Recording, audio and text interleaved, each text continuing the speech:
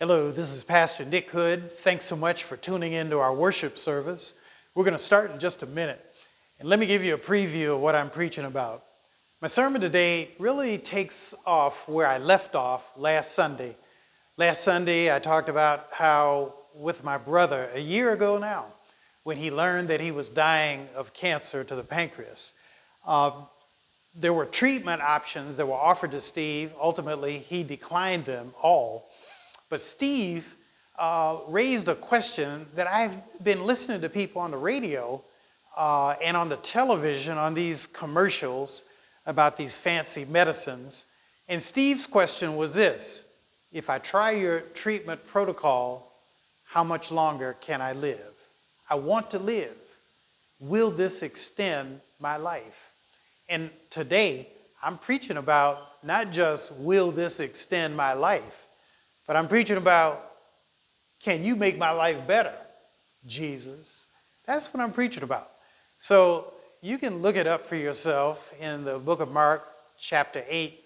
I'll be talking about a story that's outlined there where Jesus heals a man who is blind. He's blind, but Jesus gives him his sight back. But one of the interesting things about this healing miracle, it's the only one I can think of. If you know of another one with Jesus, you let me know. But this is the only healing miracle I'm aware of where Jesus healed a guy, but it was incomplete. And because the guy didn't get his sight back at once, Jesus had to put his hands on his eyes a second time. And then the man ultimately was healed. That's what I'm preaching about today. And the point that I'm making is the friends of the man who bring him to Jesus are bringing him to Jesus because they could have allowed him to remain blind, but that's a second-class kind of life.